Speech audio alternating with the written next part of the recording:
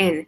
I'm Venice, your host, and here at Your Entrepreneur Resources, we discover the no-fluff action steps to help you avoid all the overwhelm and all the BS out there, connecting you with the right mentors, resource tools, helping you every step of the way on your entrepreneurial journey. We go live here twice a week, interviewing different experts and entrepreneurs on all areas of business. So make sure to join our Facebook group and look out for the events inside your Entrepreneur Resources page. You can find all the links in the description box. Today, I have a very special guest with me. It is Stephanie. Thank you so much for joining us today. Hey, Venice, thanks for having me. Absolutely. So Stephanie is a Forbes-featured leadership and life coach, certified oh my God, I cannot say this word, hypnotherapist, and best-selling author of the transformational networking book, Confident Introvert. She has facilitated over 1,000 events, and she has helped thousands of people celebrate their strengths, step into their authentic confidence, and make meaningful connections. So in this interview with Stephanie, we're going to talk about how to identify and push through self-limiting beliefs to become a leader. I'm super excited to chat with you. Like, honestly, super excited.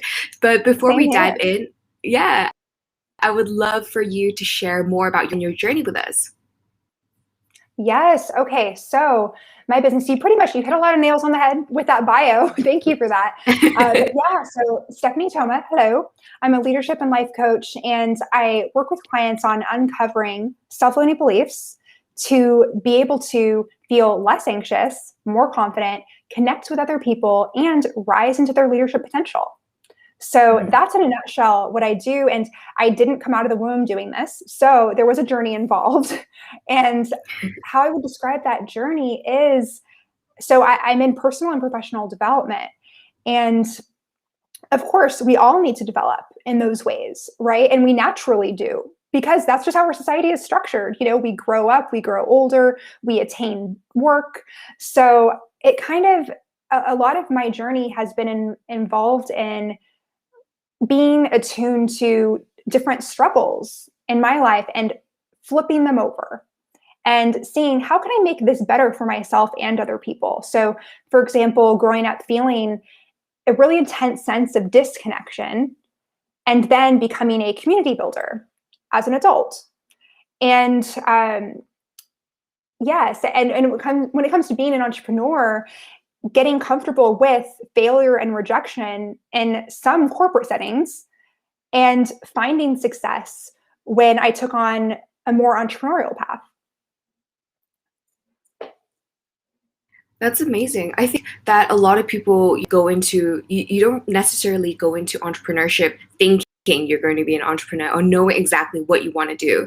So for you, working in corporate before, and is that like the trigger that got you to say, you know, nah, I don't want to, like, I don't think this is the right path for me. I want to be an entrepreneur. Like, tell us a little bit more about that. Yes. Okay. So I certainly had these ideas growing up of what my adult life would look like. I thought, okay, I'm definitely going to be in corporate America, wearing suits, climbing the corporate ladder. I looked up to my Aunt Jenny, who was more of in that space, and I thought, okay, I'll do that. Let's just see how that goes. And so what ended up happening was, went to school, went to college, graduated, and began to interview and attain work. And I realized a few jobs in, there's more that I want to do, and sure, I have hobbies, but I feel like sometimes it looks better than it feels. So it was nice, in quotes, to go to a networking event, for example, and say, hi, my name's Stephanie, and I work at this company and I do this job. And people are like, oh, nice, respectable. Shake your hand and I'll tell you the same thing. And I realized, wait, I'm not really happy in my day-to-day with what I'm doing. It's fine. And I like the people that I work with, but I did wonder, is there more? But I didn't have clarity around what that looks like. So, I did stay in corporate America until there was a sort of wake-up call where I got fired. And when that situation happened, I was like, thank you. I don't want to go back to that whole experience of your traditional 9 to 5. I knew that, okay, maybe I don't know what it's going to look like, but of course, there was a period of feeling depressed and feeling like I was lacking identity right after that really jolting experience. And I decided to get curious and not judge my situation that harshly. I'm like, other people can judge me, but I'm deciding to not judge myself right now. Let's be kind. And from this point forward, I will only engage in work that I find fun and or meaningful, and ideally both at the same time. So I ended up taking on a variety of different gigs, you could say, that were not your typical gigs. So, for example, I was a nightlife researcher at one point. That was my That's re-entry a so couple cool. weeks. Yeah. So a university hired me to speak with, this is no joke, 21 to 27-year-old male hipsters No in way. bars. That's such a specific niche. What happened? Yeah, I know. It was for an anti-tobacco campaign. So I felt really good about the work I was doing. I'm Ah, like, okay, there's meaning and this is fun talking to people in these settings about their drug and alcohol use. All right, let's do it. So, and then from there, I became a celebrity blogger, and I got to cover some that's so cool. interesting topics. My beat was lifestyle and Mhm. personal development and fitness, and that was wonderful. And then I got promoted to celebrity gossip, and I was like, oh no, not for me anymore. This is not my jam. It's not promotion. This is a I know. demotion They're right like, there. oh, promotion. I'm like, oh, a promotion through other people's eyes. Again, not through my eyes. So it's just been this. Yeah. So I'd say that firing really sort of shook things up. And then I realized, let's not judge if it's my decision, someone else's decision. Ultimately, all of these different roles that other people have created, uh, it's about lending your own specialness or special, your series of experiences and the results that you get to that role. And sometimes it really works out. Other times it doesn't. Sometimes you agree on that. Sometimes you don't. And relinquishing judgment and just being led by the sense of integrity and dedication to bringing something great into the world that you feel really good about, that energizes you. So, doing a series of those odd jobs, so to speak, then it seems serendipitous, but it depends on if you believe in serendipity. Do things ever just happen? Is there a broader plan at play? That's for listeners to kind of decide for themselves. But yeah, I was invited by a friend, and at this stage, I had already begun my journey to hosting many events. Of the 1,000 plus that I hosted in San Francisco, I was several hundred in at this stage.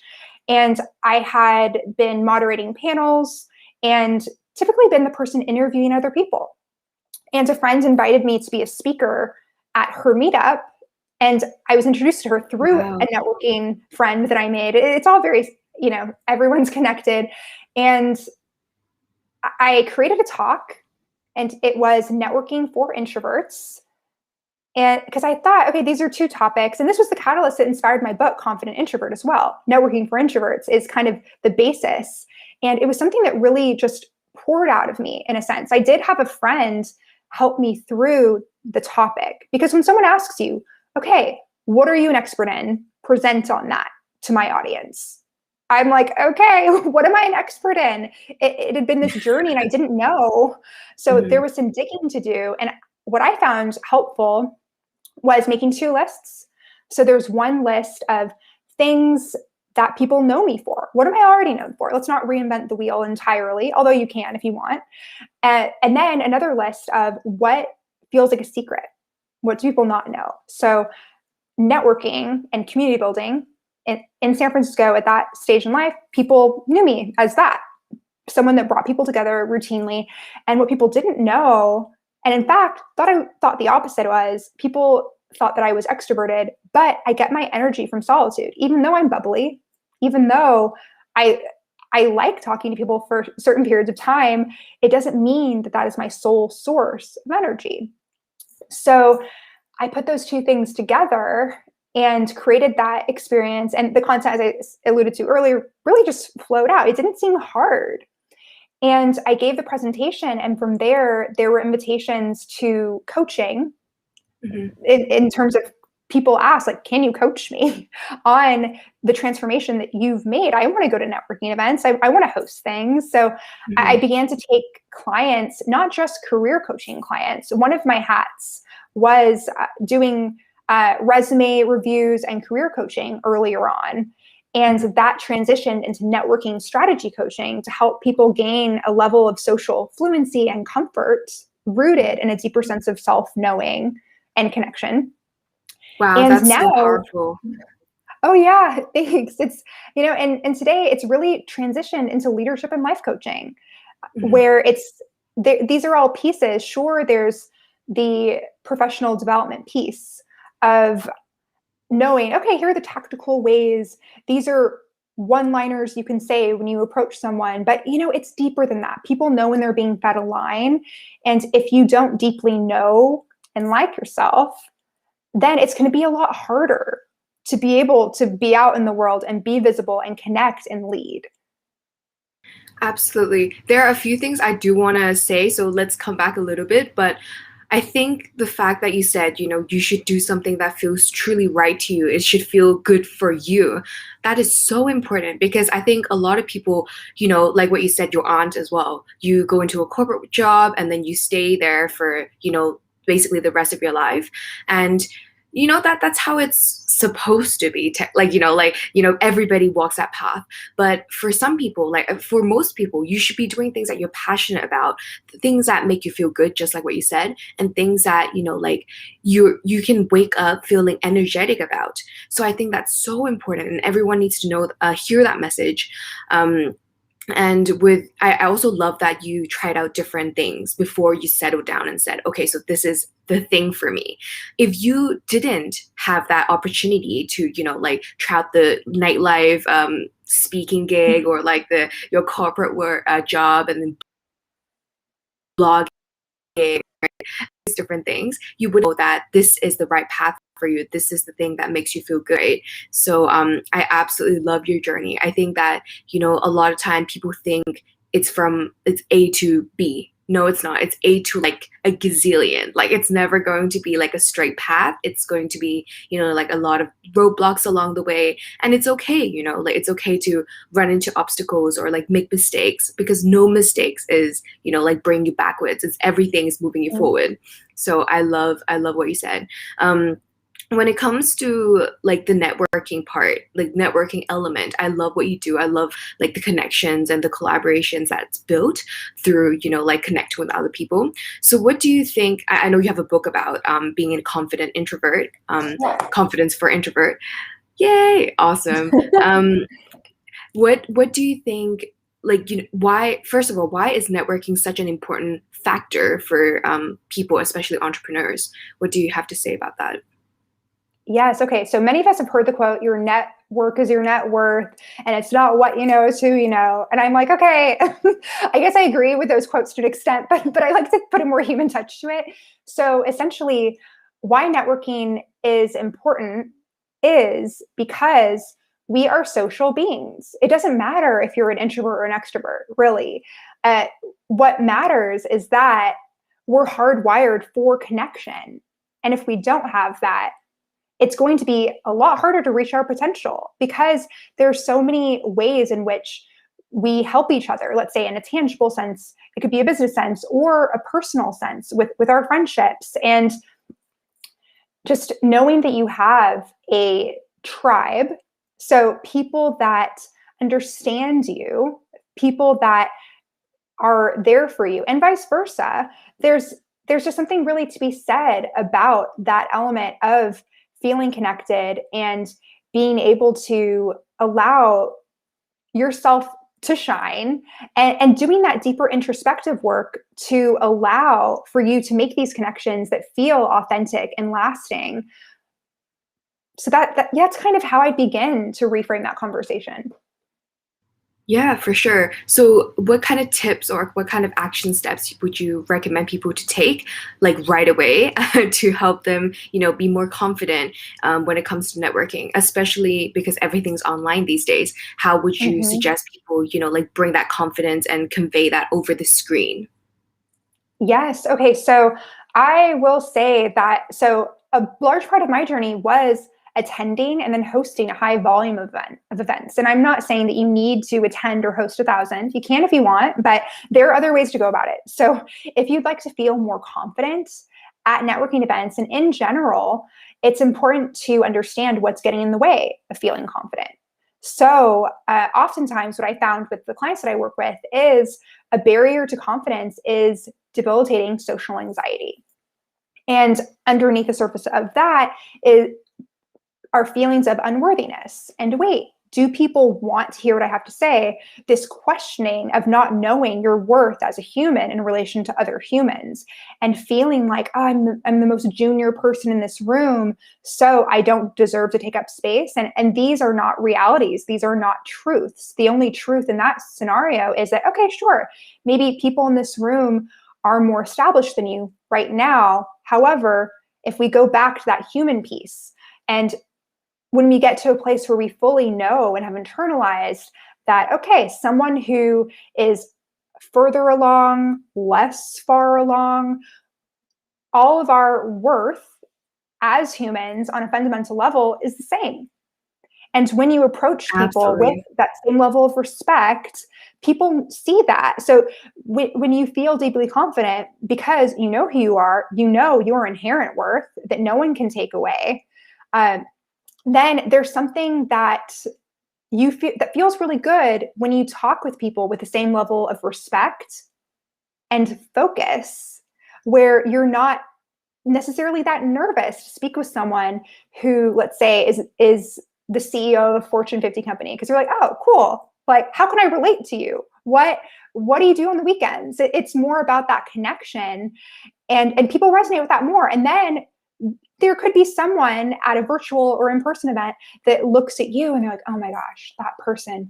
But if you just speak with them, you're like, hey, what's up? With the same demeanor and curiosity, it's something that feels good for people. But most of all, it feels good for you to show up in that way, just disregarding that illusion that some people are worth more. And that's not to say that some people don't provide more value to society, but one of the ways to get there, of like more tangible value, I would say, is to break down those barriers and limiting beliefs within yourself so that you do not experience as much anxiety and self-judgment, and then are able to show up at events. Posture is a great one to be aware of, where you have an open stance. And even virtually, this can be helpful, making sure, wait, are you slouching right now? Just let's roll our shoulders up and back. It feels so much better. And staying hydrated and moving.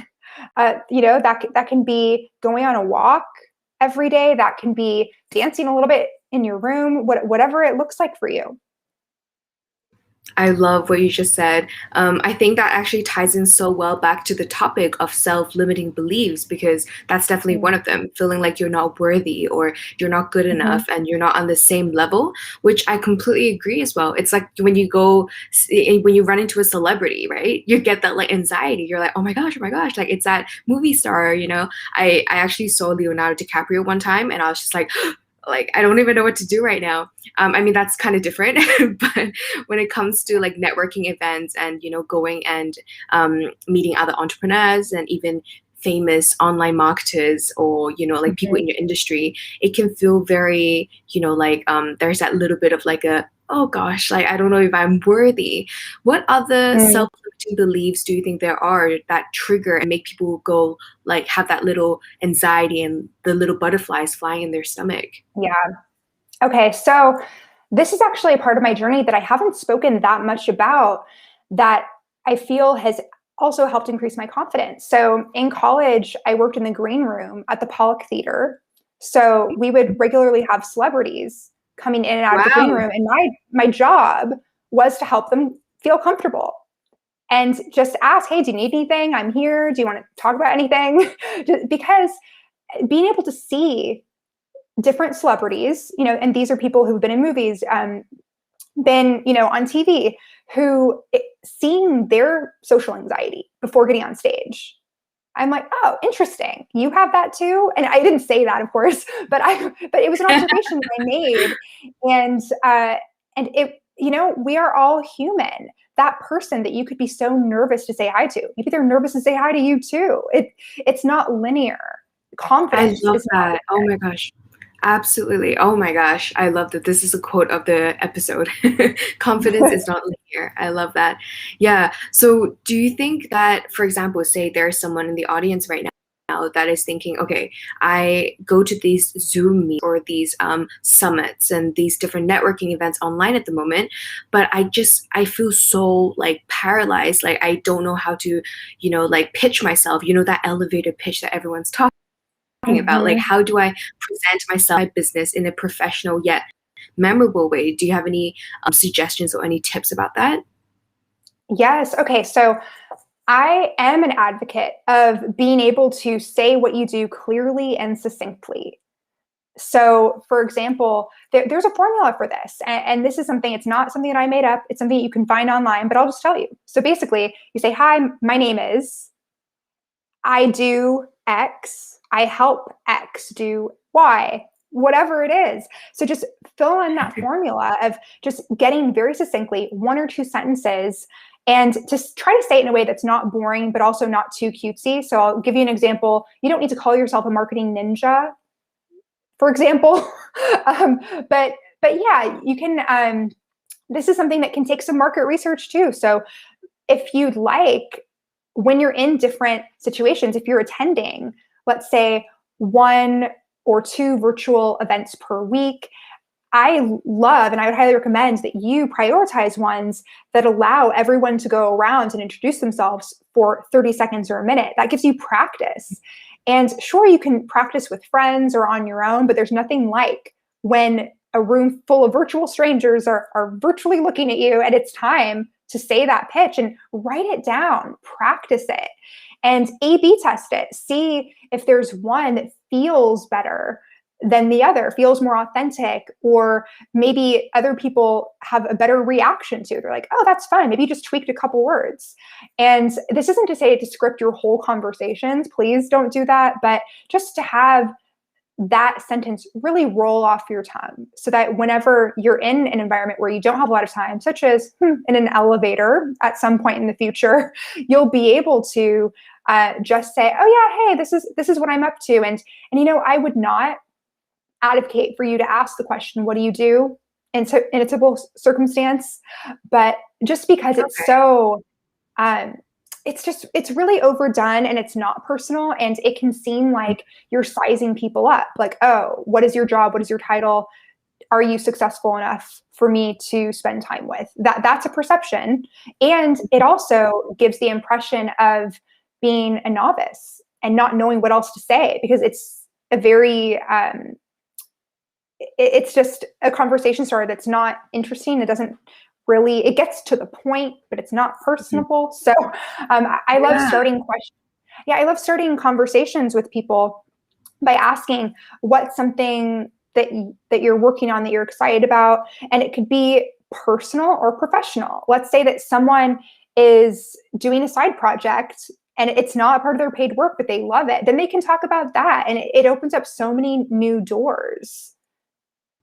That's actually such a good point because that's so true. Most of the time when you go to a networking event or any kind of, like situation where you're just kind of like standing around being like, okay, this is a bit awkward. I'm just gonna just ask like, what do you do? Like that is so true. And I guess for especially entrepreneurs as well, if you want to stand out from the crowd, when it comes to like networking and also even, like approaching someone for the first time and maybe asking them to come on your podcast, maybe asking them for some advice, it's so important to leave that memorable like first impression, right? So instead of sticking to what everybody says, it's better to kind of come up with something that's more unique. Is that what you're saying?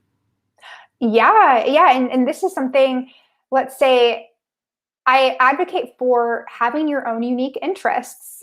So how do you become interesting is you have your own interests, but it's not all about your interests. You're not walking up to people, hey, guess what I just read? I just finished this book. And it's like, okay, no need to like necessarily start your conversations off with that.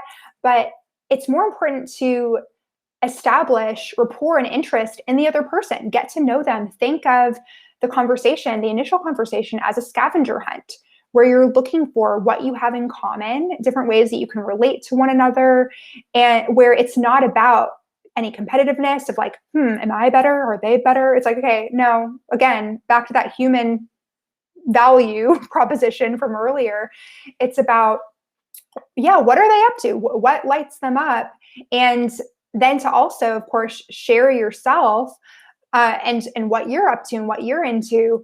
But it comes from a different place. It doesn't come from this idea that, okay, I need to tell them right now, I need to do my pitch. I need to see if they're worth my time. You don't know who these people know. But it's not even about that. You're planting seeds at the very beginning. So let's not get ahead of ourselves, which would be easy to do. Some people think that you need to have a total strategy session of, okay, here's this event. This person's going to be there. I need to talk to them. And then I need to talk to this person. And this is what I need from each of them. It's like, okay, it's one thing to set an intention, but let's take a step back. And instead of being focused on, let's say I need this person to invest in my company, I must talk to them. Okay, cool. Let's say there's a VC and you think they could be a fit. Nice. Let's take a step back. How do we make it more human? Maybe look at their LinkedIn, look at their Facebook. What are their interests? What do you have in common? And again, bridging those gaps to be able to connect on a human level and to have what you want be secondary, and to have your mindset be one of abundance. I can go into more mindset hacks a little bit later, but to start with, this reframe of you not necessarily needing any one person to talk to you, to give you something. You're planting seeds everywhere you go. And sometimes the seeds can sprout pretty instantaneously. Other times it can take days, months, decades. And other times it just won't be something that sprouts. But the intention is to have that momentum and to be in the consistent energy of planting these seeds and having opportunities that you're both presenting and receiving. I love all of that. I think it's so important that human when it comes to, like any relationship, right? Like you can't, like act mighty and expect other people to want to work with. I mean, it depends. Very important to respect, like, that respect aspect as well. It's super important. I'm very curious to hear your thoughts about mindset around this, because mindset is, I think, very important in all aspects of life and business. So what do you think about, any tips, mindset tips that you have for us when it comes to networking and leading as a leader? Yes. Okay. So when I think of mindset, and it is something that can be glossed over. People sometimes are looking for, okay, I don't worry about the mindset stuff. Just tell me, what are the tactical tips? How should I position my body? What should I say? And it's like, okay, the tactical tips are great. However, if you're not in the right headspace, all of those tips that you read and implement are going to fall totally flat. So this is kind of like the foundation of your house. Like, sure, great, you could build your dream house, but if you don't have a foundation, there's nothing for it to stand on, and it can't be sustained. So basically, I think of leadership as having a few different layers beneath the surface. So let's say there's leadership. Below the surface of leadership is connection. And perhaps that's attained or established through different friends that you make, different people that you meet at different events, networking or otherwise. And then below the surface of connection is a sense of confidence and feeling that sense of worthiness, right? And then below the surface of confidence is a sense of calm and clarity. And this means anxiety is not something that you're leading with. So there are a couple of concepts that I can cover to start with that have to do with mindset. And one of them is from my book, Confident Introvert. The other one is one that I established on a client call several months ago that I'm excited to share with you. So let's start Yes. with, yeah, I know, so some insider information. So this is called the coin bridge. And let's think back to earlier in our conversation when we talked about this idea of self-limiting beliefs. So if you don't think that you're worthy of connecting with someone, anyone, for any reason, this could be in a dating context, this could be in a networking context, it could be within your business, just this can be at the root of many ways that we show up in life. So let's say your belief is, oh, I'm not good enough for that. So that's one side of the coin. If we were to flip that coin over, then what's the opposite of that? So the opposite of I'm not worthy is I am absolutely deserving. And so that's classic affirmation. However, many of us logically minded people might say, oh, great. Okay, I don't believe it. I can tell myself that statement over and over again, but I call BS. I don't think that's true. And no matter how many times I say this statement, the other statement feels so true that I just feel like I'm saying lies to myself. So this is where the bridge comes in. So let's imagine a coin, heads and tails. You're on tails, you're trying to get to heads. There's this little microscopic bridge. I'd love to have my designer create an image for this. I think it'd be kind of fun. So there's this bridge that you'll walk over, and it's a neutral statement. So what this does is it neutralizes the positive and negative charge of each of the statements. So let's say I am not worthy, I am deserving.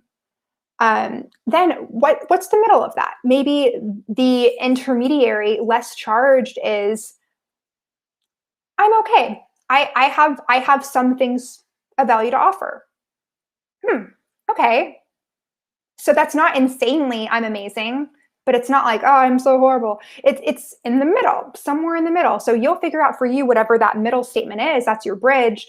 So that will become your affirmation, something that you'll write down, something that you'll say. I highly advocate looking yourself in the mirror and saying these things to yourself, looking yourself in the eye and saying, I'm fine. I have some things of value to offer. And even that might feel kind of like a lie if you truly believe that negatively charged statement. But over time, it's that you will be able to identify with that statement more and more because you would experience too much dissonance to not begin to see how that could be possible.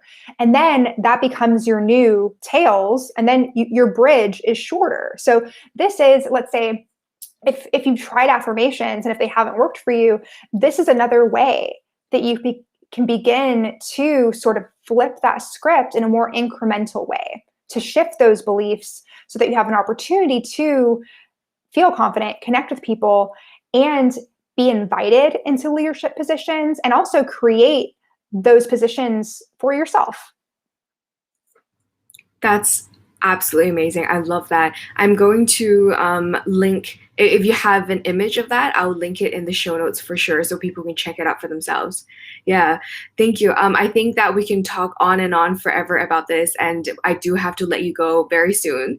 But before we wrap up, I would love you to share, where can people find out more about you and where can people, even grab your book? Yes. Okay. So if you have been listening to us and you think, maybe I could benefit from some coaching. Maybe I could get from point A to point B a little bit faster with someone to bounce ideas off of in a really deep way that takes into account subconscious beliefs. So where you would go for that is go to Stephanie Thoma, StephanieThoma.com/coaching to apply for a one-on-one strategy session with me. And if you are interested in Confident Introvert, then you can look this up on Google. Just look up my name, Stephanie Thoma, Confident Introvert, and it'll pop right up. It's also in some retailers, more than I'm aware of, so you'll be able to find it if you Google it. And then last but not least, I would like to offer everyone listening and watching today an opportunity to a free experience. So what this is, it's a 3-week confidence activating subconscious meditation. So it's a free 3-week program that you'll be able to download at StephanieThoma.com/freebie. That is so generous. Amazing. I love that. Thank you so much. I feel like I actually got so much out of this interview that I'm going to go back and just rewatch it. So thank you so much for sharing everything. And thank you so much for coming on. We have our live interviews with experts twice a week here. So make sure to stay tuned and join our community here on Facebook. And again, you can find the links to Stephanie's website, her book, and everything, and also her freebie inside the description box. We also started speed networking rooms on Clubhouse, and the next one is actually happening in 25 minutes. So if anybody is on Clubhouse and want to join us in speed networking, please feel free to join us and come say hi. Thank you so much, everyone, for being. Thank you so much, Stephanie. Got so much value out of this chat, and I'm super excited to see everyone implementing the steps and, like changing their mindset and just like reading a book as well. So super excited for that. Have a great rest of your day, and thank you again.